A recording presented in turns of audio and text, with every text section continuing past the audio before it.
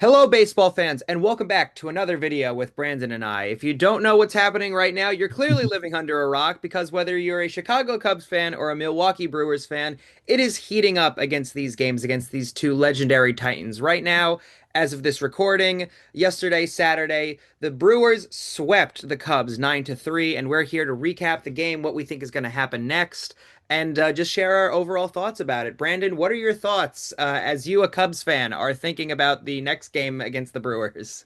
Yeah, not a sweep yet. It was a destruction in game one, though. It was not pretty. Matthew Boyd pitched on short rest. The Brewers, who are usually very patient at the plate, brought out a really impressive game plan. They were hyper aggressive on fastballs up in the zone. They knew exactly what pitches they wanted to swing at. They knocked him out of the game after two-thirds of an inning, and then they knocked Michael Soroka out of the game after one inning. It was a just complete destruction. The game was over after the first inning, which is really surprising because Michael Busch hit a leadoff home run for the Cubs.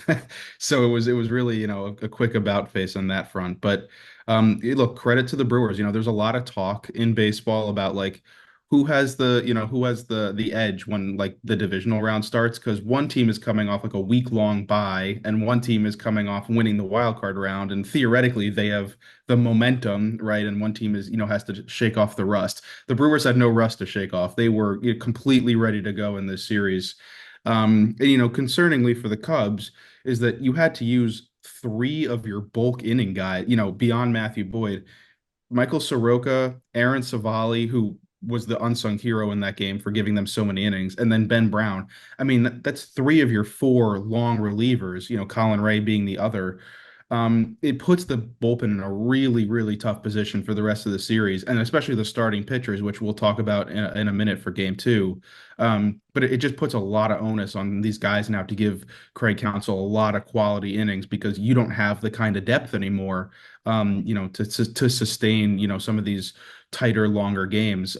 So credit to the Brewers for doing what they did. A lot of timely hitting, a lot of just punching the ball through the infield. It's what they're known for. Not, obviously not a huge slugging team, but it's just, this is Brewers baseball. They're fundamentally sound. They're really, really strong in every aspect. And the Cubs are going to have to really turn things around in game two to keep this series afloat. Yeah, and look, at the end of the day, I'm not really surprised about this. The Cubs are a really great team. I'm glad they made it through the wild card round, but they also made it by the skin of their teeth when you really think about it. They were producing really low amount of runs against the Padres, and it was a three-game, roundup at the end of the day. They barely made it past the Padres. And if you can't beat somebody like the Padres and then go up against the number one seed like the Brewers, you're going to have a myriad of problems. And again, we already saw it inning one and two.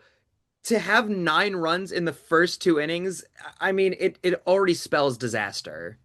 Yeah, no, I mean it's a real credit to the Brewers for the game plan that they had. It was like watching an NFL team come out of a bye with like a very hyper specific game plan for like a singular opponent. It was just Matthew Boyd is a guy who likes to, pick the edges of the zone. He likes to get guys to chase. The Brewers were having none of that. The Brewers knew exactly what they wanted to do against him. And it's a credit to them. And obviously, again, it's put the Cubs on their heels. So, leading into game two now, we have Shodi Minaga taking the start for the Cubs. They're not going to roll with an opener this time, which could prove to be an issue, which we'll talk about in a second. But the Brewers are going to counter with Aaron Ashby, who should be an opener for them. We're expecting that Quinn Priester will handle the bulk innings. We don't exactly know yet. Could be Chad Patrick, could be someone else. But the Brewers are going to play the matchup game again. Their bullpen's pretty well rested, thanks to how good Freddie Peralta was in game one. So again, it's total advantage to the Brewers right now. That being said, look, the Brewers were always expected to win game one. Matthew Boyd was pitching on short rest. The Brewers had Freddie Peralta going. They're obviously the Brewers are playing at home right now.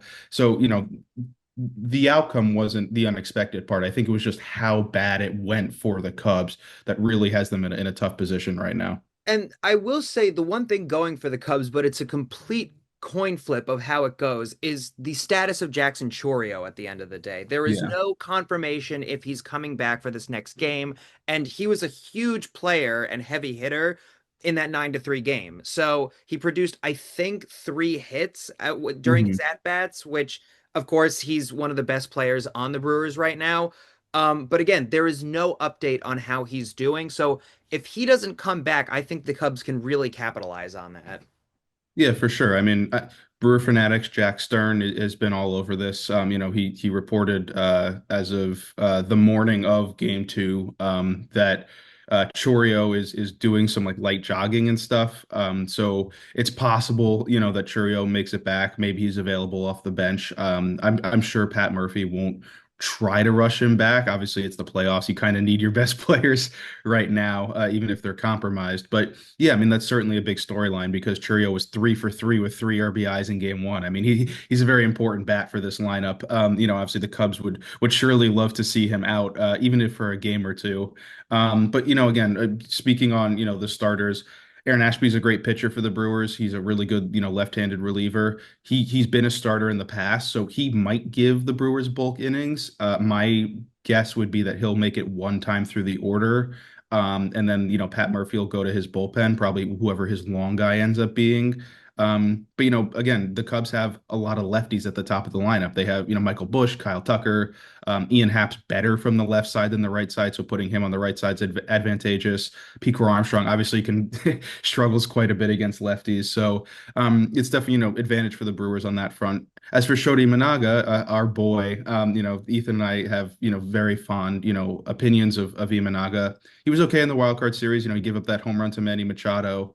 I would say that, the biggest concern for the Cubs is that the reason they use the opener in the wild card series is because Imanaga is really bad at the start of games. His career ERA in the first inning is like nearly 5, and then every inning after is less than 4. So he takes a while to get going. He's one of the rare pitchers where as the game goes along, he gets better. So the Cubs are going to have to really hope, again, because the bullpen's so compromised right now, that he's able to give them quality innings and not, obviously they really, really can't afford from game one, another 6-1 deficit in the first inning. But as always, Ethan and I would love to hear your thoughts on this. Obviously, game two is happening.